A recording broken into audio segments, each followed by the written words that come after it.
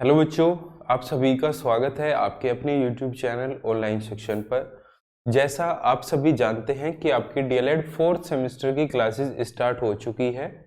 आज हमारी class number 2 है और विषय का नाम है आरंभिक स्तर पर भाषा, यानी पेपर 1 की आज हमारी 2nd क्लास है। दूसरी इससे पहली जो क्लास आपकी कल हुई थी उसमें हमने सिलेबस डिस्कस किया था, क्योंकि जितने भी कैंडिडेट ऐसे हैं जो सिलेबस के अकॉर्डिंग तैयारी करते हैं उनके वाकई अच्छे मार्क्स आते हैं और उनको पता भी होता है कि भाई आपने जो तैयारी की है आपने कितना सिलेबस कंप्लीट कर लिया है। इधर उधर के नोट्स पढ़कर कुछ नहीं होगा। वेरी वेरी गुड मॉर्निंग सभी को गुड मॉर्निंग भाई। चलो, आज कमेंट्स पर ज़्यादा ध्यान नहीं देंगे, आज पढ़ाई पर ध्यान देंगे और हमारी यूनिट नंबर 1 है उसको आज हम कंप्लीट कर लेंगे। लेकिन यूनिट 1 कंप्लीट करने से पहले एक आपके लिए मोटिवेशन थॉट है। आज मुश्किल है, कल थोड़ा बेहतर होगा, बस उम्मीद मत छोड़ना, भविष्य जरूर बेहतरीन होगा। यानी आप सभी अपनी तैयारी लगन से करिए, बाकी सब भविष्य पर छोड़ दीजिए। वाकई आपका अच्छा रिजल्ट आएगा अगर आप अच्छे से पढ़ते हैं। तो भाई यूनिट नंबर 1 पर हम आ चुके हैं और आपका सब्जेक्ट का नाम आरंभिक स्तर पर भाषा, ये आपका सब्जेक्ट का नाम है और यूनिट नंबर आपकी 1 है। कौन सी यूनिट है? Unit number 1। और अपने नोट्स बनाते हुए चलेंगे आप साथ साथ। आपको मैंने बताया था आपके आरंभिक स्तर पर भाषा जो ये सब्जेक्ट है, यानी आपका पेपर नंबर 1 है। पेपर नंबर 1 आपका 50 मार्क्स का होता है, ठीक है, 50 मार्क्स का होता है और 24 पर आप पास हो जाते हैं। चलो जी, सबसे पहली आपकी यूनिट है पठन एवं लेखन का अर्थ एवं महत्व। यानी आप पठन और लेखन का महत्व पढ़ेंगे, उसका अर्थ पढ़ेंगे, ठीक है। तो भाई पठन का मतलब आप सभी जानते हैं पढ़ना, और लेखन का मतलब होता है लिखना। तो भाई पढ़ने और लिखने के बारे में हम सभी आज जानने वाले हैं। मैं पेन का कलर चेंज कर लेता हूं, इसको रेड कर लेता हूं। चलो जी, एक बार ये बताइए कि आपको ऑडियो वीडियो सब ठीक है, विजिबल है? भाई आप इसको देख पा रहे हैं यहाँ तक? कोई दिक्कत या कोई समस्या हो तो वो मुझे एक बार बता दीजिए जल्दी से, फिर आगे की क्लास को कंटिन्यू करते हैं। और सुबह के 10:30 बज चुके हैं तो आप सभी आ चुके हैं। इसके बाद आपकी क्लास जो होगी वो 2 बजे होगी और फिर शाम को 5 बजे इंग्लिश की और 8:30 बजे आपकी मैथ्स की क्लास होगी। तो चलो भाई, सबसे पहले हमें भाषा कौशल के बारे में पता होना चाहिए कि भाई भाषा कौशल होता क्या है। तो भाई भाषा कौशल क्या होता है, पढ़िए आप भी मेरे साथ साथ। मनुष्य समाज में अन्य व्यक्तियों से संप्रेषण करने के लिए बोलकर या लिखकर, यानी बोलकर या लिखकर अपने विचारों को व्यक्तित्व करता है, यानी प्रकट करता है, तथा सुनकर और पढ़कर विचारों को ग्रहण करता है। भाषा से संबंधित इन चारों क्रियाओं के प्रयोग करने की क्षमता ही भाषा कौशल कहलाती है। क्या आप समझ चुके हैं? बोलकर, लिखकर, पढ़कर, सुनकर, इन चारों क्रियाओं को मिला करके जो होता है उसे ही भाषा कौशल कहते हैं। यानी वे भी पढ़कर और बोलकर और लिखकर आप जो है भाषा को समझेंगे, यानी अपने विचार प्रकट कर सकते हैं। भाई मैंने, कोई एक बच्चा है वो क्या कहना चाह रहा है, या तो वो लिख कर बताएगा या वो बोलकर बताएगा, तभी तो आप समझोगे, ठीक है। इसी तरीके से यहाँ बताया गया है कि भाई किसी के विचार हम कैसे सुनेंगे, भाई सुनकर, या उसने जो लिख रखा है उसको पढ़कर हम उसके विचार जो है समझ जाएंगे, यानी संप्रेषण की क्रिया बन जाएगी। और ये संप्रेषण होता क्या है? संप्रेषण मतलब होता है बातचीत करना, यानी एक दूसरे के विचारों को आदान प्रदान यानी समझना, उसे ही संप्रेषण कहते हैं। तो भाषा कौशल में आप अपनी लैंग्वेज में लिख देंगे, लेकिन ये 4 नोट्स है, ये 4 पॉइंट है, बोलकर, लिखकर, सुनकर, पढ़कर, इनको आपको उस जो लैंग्वेज आप लिखेंगे अपनी लैंग्वेज में, वही पेपर में ऐसे आ गया कि भाषा कौशल किसे कहते हैं। तो भाई भाषा कौशल किसे कहते हैं वो आप बताएंगे कि भाई बोलकर, लिखकर, सुनकर, पढ़कर, ये सब भी भाषा कौशल में आते हैं। इस तरीके से यहाँ पर दे भी दिया भाषा कौशल के प्रकार। भाई भाषा कौशल कितने प्रकार की होती है? भाषा कौशल आपकी 4 प्रकार की होती है। कौन सी? सुनकर, सुनना, बोलना, पढ़ना, लिखना, यानी वही बात है जो मैंने अभी आपको बताई। पढ़ना लिखना, बोलना, सुनना, ये सभी आपकी कौशल है। तो भाई सुनना जो कौशल है, भाई हम सुन रहे हैं, यानी आप वहां पर है, आप कुछ सुन रहे हैं, मैं बोल रहा हूं, तो उस कौशल को क्या बोलेंगे? तो उसे बोलेंगे श्रवण कौशल। अपनी नोटबुक में इसी तरीके से आप शॉर्ट हेडिंग बनाकर लिखिए। अगर आपसे पूछ लिया जाता है कि भाई 1 नंबर में कि श्रवण कौशल क्या होता है, तो आप बता देंगे कि भाई सुनकर लिखना या सुनकर अपने दूसरे के विचारों को सुनना ही तो श्रवण कौशल है। इस तरीके से आप लिख देंगे। ये एमसीक्यू में आ जाता है भाई श्रवण कौशल किससे संबंधित है? सुनने से, बोलने से, पढ़ने से, लिखने से। इसी तरीके के तो क्वेश्चन आपके डीएलएड में आते हैं। बड़ा ही सिंपल सा आपका सब्जेक्ट है, बड़े ही आसानी भाषा में आप जो है इसको समझेंगे। कोई किसी को कोई दिक्कत हो तो वो भी साथ साथ बताते हुए चलिए। बिल्कुल, चलिए आगे चलते हैं, बात जो है बाद में करेंगे। चलिए भाई, दूसरा कौशल क्या होता है? वाचन कौशल। भाई पहला तो हमने पढ़ लिया श्रवण कौशल जो सुनने से संबंधित है। दूसरा कौशल आता है आपका वाचन कौशल जो बोलने से संबंधित है। भाई इसकी एक ट्रिक भी है, वैसे आप जानते हैं, वाचन होता है बोलना, यानी वाचन करना, तो बोलना कौशल हो जाता है। जैसे यहाँ पर वे है, वह है, यहाँ पर बह है, तो थोड़ा रिलेट करके आप इसको समझ सकते हैं। भाई वाचन संबंधित है किससे? सुनना, बोलना, पढ़ना, लिखना, तो आपका बोलना से संबंधित होगा वाचन। अगला आपका कौशल आता है जो भाषा का तीसरा कौशल है, वो है पठन कौशल। पठन से होता है पढ़ना। भाई इसमें भी पे आया और यहाँ भी पे आया।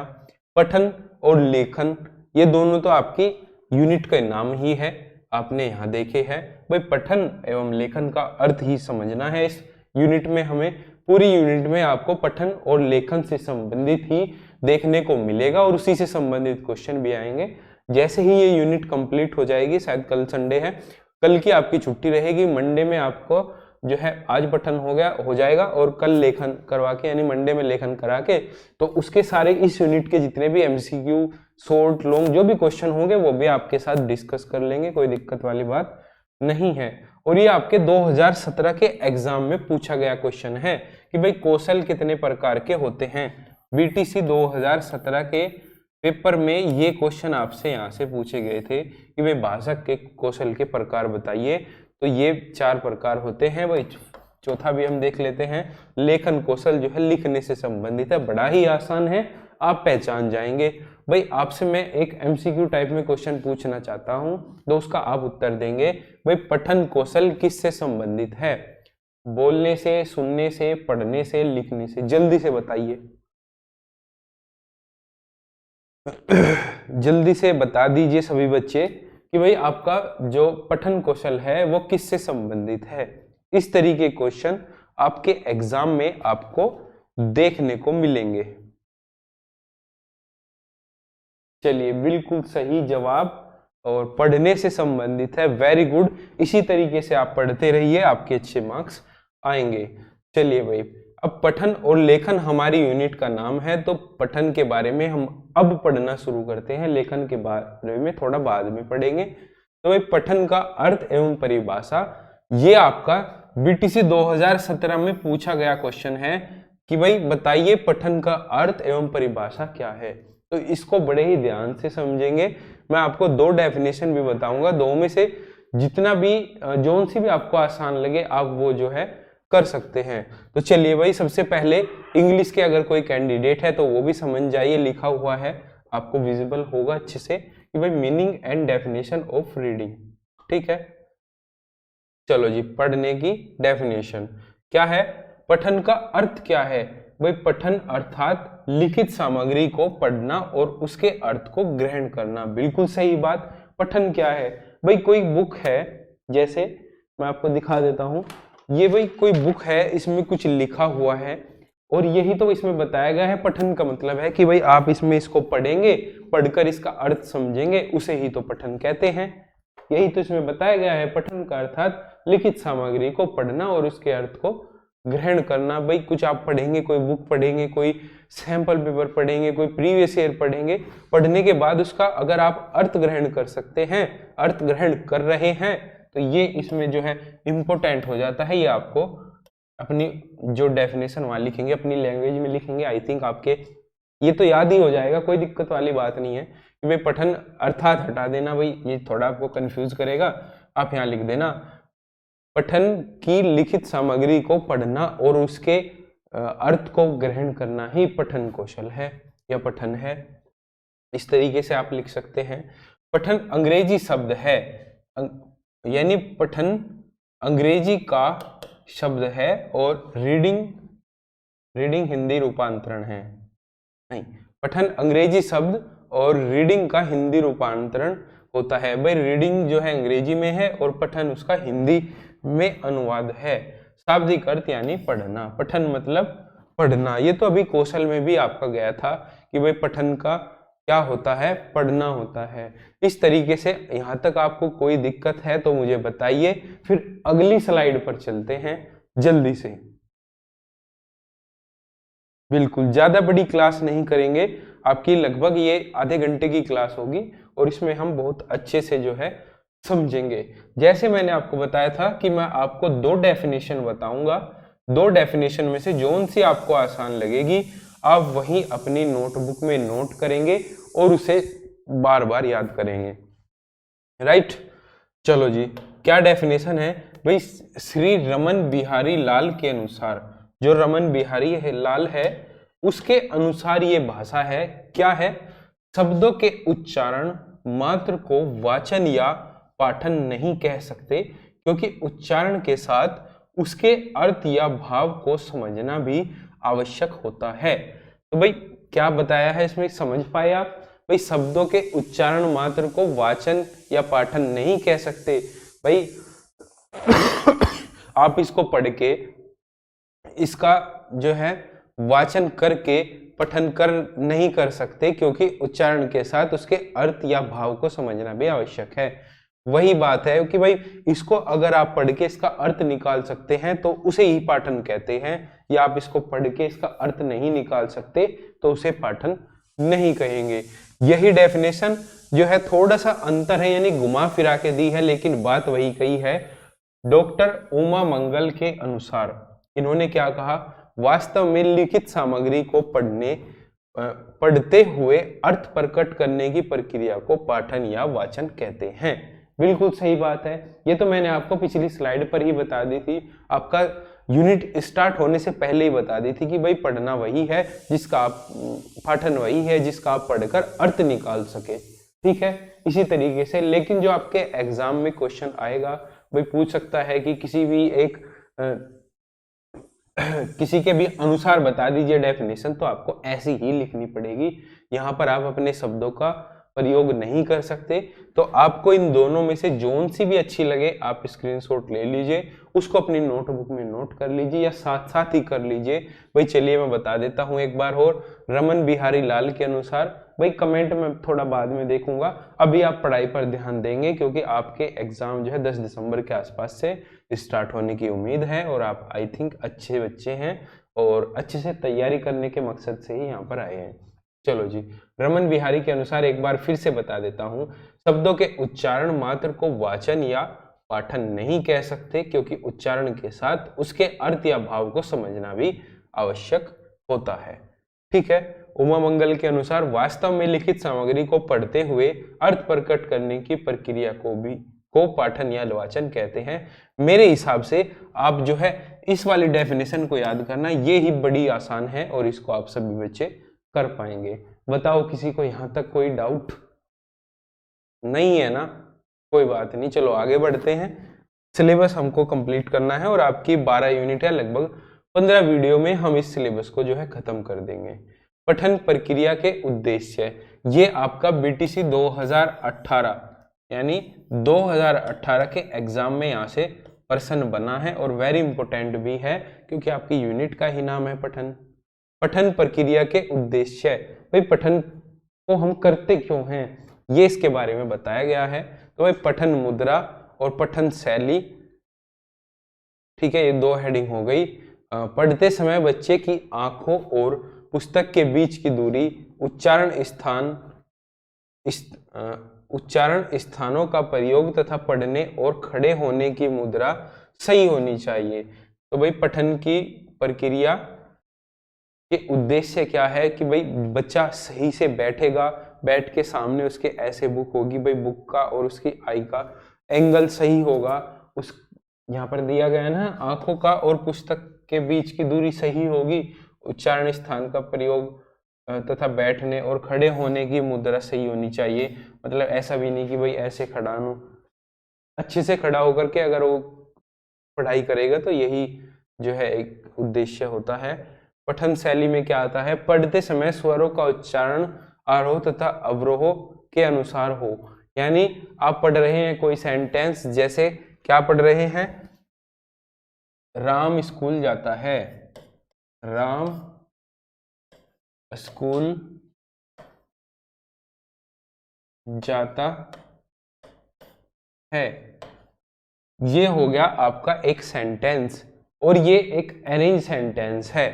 ठीक है, इसी में बताया है ना, आरोह अवरोह, तो ये एक अरेंज सेंटेंस है। अगर यहाँ पे लिख देते हैं भाई, यहाँ से है हटाया और यहाँ लगा दिया, तो इसका कोई सेंस बना, राम है स्कूल जाता, कोई नहीं बना ना। तो असेंडिंग या डिसेंडिंग ऑर्डर में आपका सेंटेंस जो है वो होना चाहिए, यही इसमें बताया गया है। चलो जी, नोट करो जल्दी जल्दी से। अगला जो पॉइंट आता है इसमें, पॉइंट बी, पढ़ते समय स्वर, गति, प्रवाह, लय और ध्वनियों के उतार चढ़ाव पर ध्यान देना चाहिए। यानी आप ऐसा नहीं कि भाई कोई सेंटेंस बोल रहे हैं, उसकी कोई लय ही नहीं है, कोई उसमें उच्चारण करते समय आप ध्वनि को भी गलत कर रहे हैं, उसमें स्वर का भी ध्यान रखना चाहिए, गति का भी, और जो उसमें सेंटेंस में उतार चढ़ाव जाता है, जैसे राम खेल कर घर आया, इस तरीके से होता है ना, तो ये सब होने चाहिए एक अच्छे पठन के लिए, एक पठन के लिए ये सब होने चाहिए।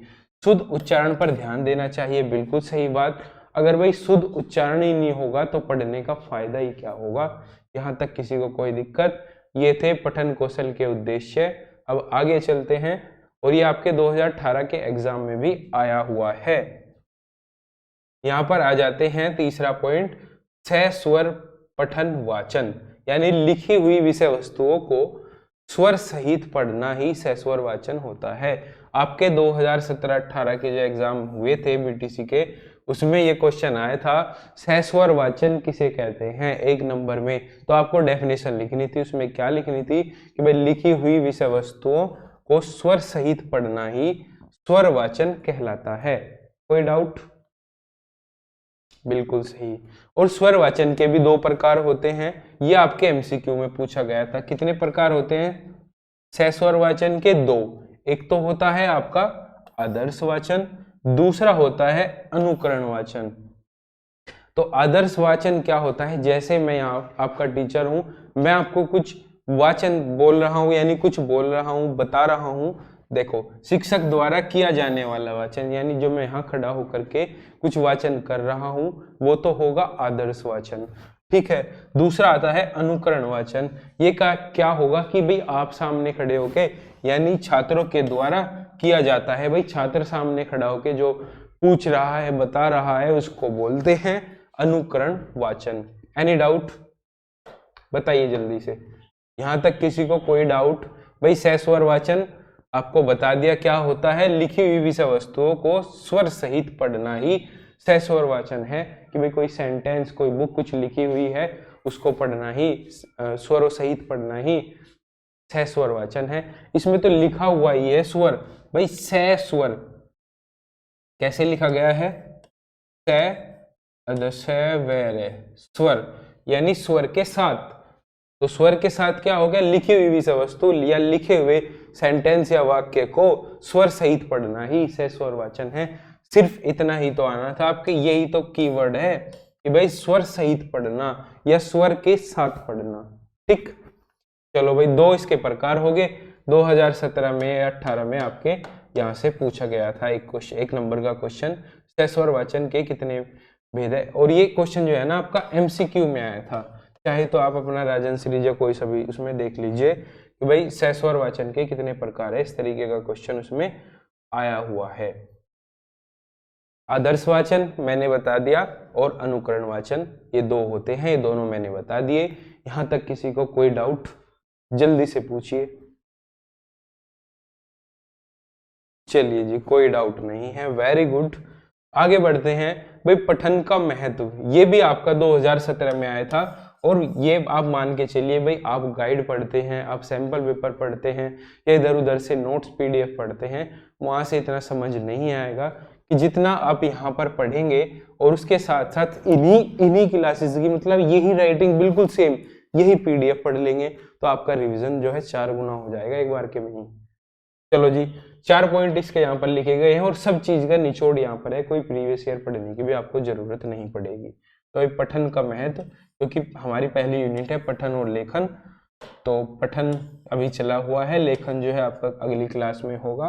तो पठन का महत्व जो है क्या होता है, मनोरंजन में सहायक पढ़ते समय उसको मनोरंजन आना चाहिए तभी वो काम का है, यानी उसका महत्व तभी है कि भाई पढ़ते पढ़ते बच्चों को आनंद आए। ठीक है, अगला क्या आता है, शिक्षा प्राप्ति में सहायक। भाई देखो, जैसे हमें कोई कहानी पढ़नी है, भाई छोटे बच्चे मानकर हम पढ़ रहे हैं क्योंकि हम जो फॉर्म भरते हैं वो 1ली से 5वीं तक यानी प्राइमरी के टीचर ही बनते हैं।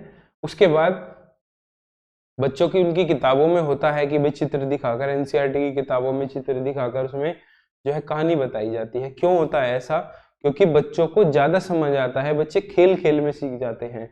तो भाई मनोरंजन में सहायक वही होता है कि भाई बच्चों को आनंद आए और आनंद में सीख भी जाए। शिक्षा प्राप्ति में भी सहायक होता है, भाई आनंद आ रहा है, भाई जैसे आपने इंटर्नशिप पर गए, कक्षा में बच्चों को बैठाया और उन्होंने बताया कि भाई मैं आपको आज एक कहानी सुनाऊंगा, तो भाई सब बच्चे खुश हो गए कि कहानी सुनाई जाएगी। अगर आप उन्हें पहले ही ये कह देते कि भाई मैं आपका चैप्टर नंबर 1 पढ़ाऊंगा तो कुछ बच्चे शायद ध्यान ही ना देते। तो आपने जैसा कहानी सुनाई, कहानी सुनाकर आपको कहानी में ही आपने शिक्षा जो है शिक्षा की प्राप्ति कर दी कि भाई उसका पूरा ही चैप्टर उनको पढ़ा दिया कहानी बता करके, और फिर बच्चों को बताया कि तुम्हारा पहला चैप्टर समाप्त। तो बच्चे कितने खुश होंगे कि भाई एक चैप्टर हो गया, पता ही नहीं चला।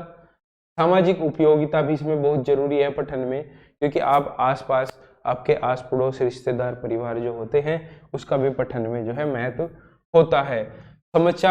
समाचारों को जानने के लिए सहायक, यानी समाचार भी जानने के लिए पठन की जरूरत होती है। अगर आप न्यूज़पेपर पढ़ेंगे तभी तो आप समाचार जान पाएंगे, तो पठन मतलब पढ़ना। भाषा संबंधी समस्याओं का निराकरण, भाई पढ़ेंगे आप जब तो आपके सेंटेंस वगैरह ट्रांसलेट करने आएंगे, तभी तो आपका निराकरण होगा। कोई भी भाषा संबंधित आपकी समस्याएं हैं तो उसका निराकरण होगा। यहां तक किसी को कोई डाउट?